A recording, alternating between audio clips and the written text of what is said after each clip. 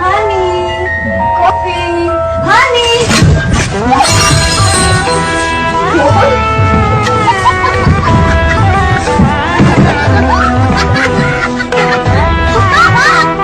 ನೀನ್ ಗಂಡ್ಸ?